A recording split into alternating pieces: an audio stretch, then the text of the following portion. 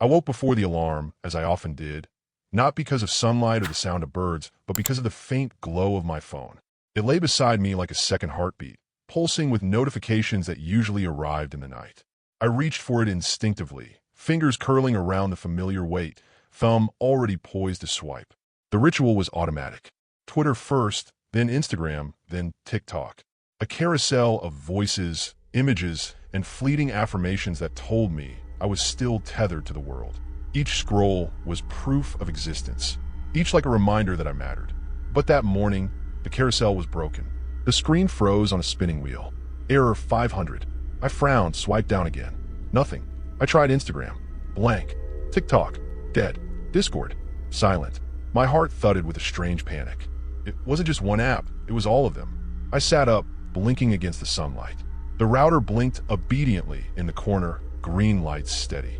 My data plan was active, yet the feeds were gone. I restarted the phone, unplugged the router, reconnected. Still nothing. The silence of the screen was unbearable. I typed a message to a friend. Are your apps down too? The bubble hung unsent, gray and lifeless. That was when the panic truly set in. My life was built on these networks. Work, friends, love, all of it lived in the endless scroll. Without them, I was stranded, a castaway in my own apartment. I turned on the TV, desperate for news. The anchors spoke in urgent tones. A massive internet outage is affecting millions worldwide.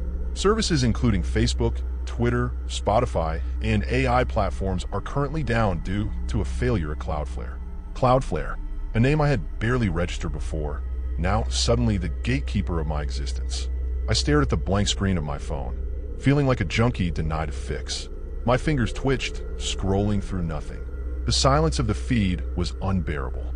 The hours stretched like rubber bands, snapping back against my nerves. I paced the apartment, refreshing apps like a ritual. My mind raced. What if this wasn't just a glitch? What if it was sabotage, or worse, the end of the internet as we knew it? The world outside seemed eerily quiet. No delivery drivers buzzing past. No neighbors shouting about memes or viral videos. Just silence. I realized how much of my identity was woven into those networks. Without them, who was I? Just a body in a room, waiting for a signal that might never return. By noon, I tried everything. Restarting devices, switching networks, even tethering my phone to a hotspot. Nothing worked. The feeds remained blank, a void where my life used to be. I opened old apps I hadn't touched in years, offline games, note-taking tools. They felt like relics from another era, clumsy and irrelevant. The silence pressed in, heavy and suffocating.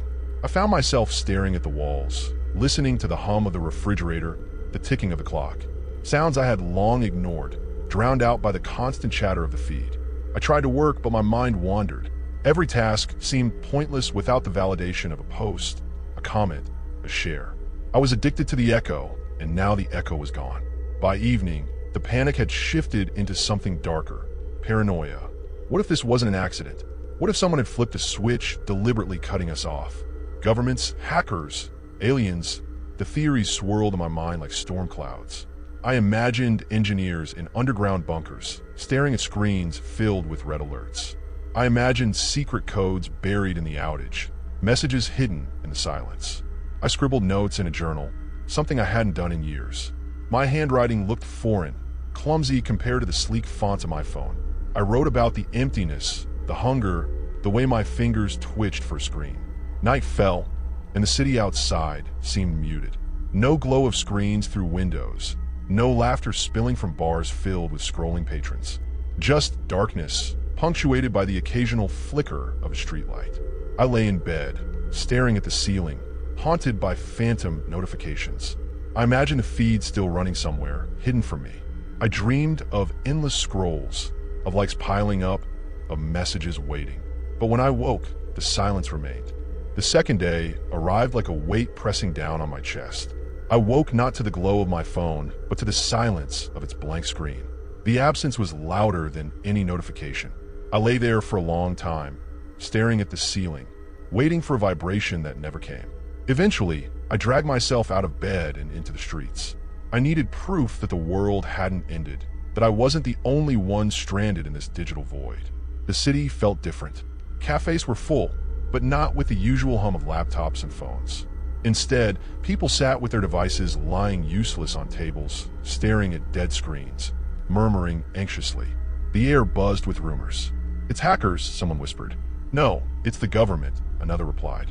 "Aliens," a third said, half joking, half serious. I joined a small crowd gathered around an old radio, the kind with knobs and static. The announcer's voice crackled through the air. "Authorities confirm the outage is global. Engineers are working to restore services, but no timeline has been given. Global." The word hit me like a hammer. This wasn't just my feed. It was everyone's. The entire world had been unplugged. For a moment, I felt strangely united. We were all in the same silence, stripped of our curated identities, our endless scrolls. No influencers, no trending hashtags, no viral dances. Just people, raw and unfiltered. But the silence was unbearable. Conversations felt clumsy without memes to anchor them. I didn't know how to talk without referencing a tweet or a TikTok. My language had been stolen. By the third day, paranoia had set in. I wandered through the city, notebook in hand, scribbling thoughts like a detective chasing clues. My handwriting looked alien, jagged compared to the sleek font of my phone. I wrote about the emptiness, the hunger, the way my fingers twitched for a screen. Neighbors gathered in the courtyard, talking face to face like it was the 1990s. Some laughed, relieved to be free. Others looked lost like me. We were addicts in withdrawal, forced into human contact. I tried to join them, but every conversation felt hollow. Without the networks, I didn't know who I was. My identity had been curated online, polished through filters and captions. In person, I was awkward, exposed. One neighbor, a woman named Clara, smiled at me. "Feels strange, doesn't it? Like we've all been unplugged from the Matrix." I nodded, forcing a laugh. But inside, I felt naked. Without the feed, I had no armor, no mask. At night, the silence grew heavier. Radios spoke of economic losses, of companies paralyzed, of governments scrambling. But no one knew when or if the feeds would return. I lay awake, haunted by phantom notifications. I imagined the network still running somewhere, hidden from me. I dreamed of endless scrolls, of likes piling up, of messages waiting. The dreams turned darker. I saw engineers in underground bunkers, staring at screens filled with red alerts. I saw strange code buried in the outage, messages hidden in the silence. I woke sweating, convinced that the outage wasn't accidental. Maybe someone was testing us, stripping away our digital lifelines to see how we'd react. Maybe the networks had been hiding something, and now the silence was the only truth. On the fourth day, I walked further, past shuttered shops and restless crowds. The city felt like it was holding its breath. I passed a group of teenagers playing soccer in the street. No phones, no cameras, just laughter echoing against the buildings. For a moment, I envied them. They seemed free, unburdened by the silence. But I couldn't shake the paranoia. Every flicker of a streetlight, every hum of electricity felt suspicious. I imagined signals pulsing in the dark, invisible feeds running beneath the outage. I scribbled furiously in my notebook, turning paranoia into prose. My words spilled like the feeds once did, but now they were mine, raw and unfiltered. By evening, I returned to the courtyard. Clara was there again, sitting with a group of neighbors. They were telling stories, laughing, sharing memories. "Join us," she said, patting the empty chair beside her. I hesitated, then sat.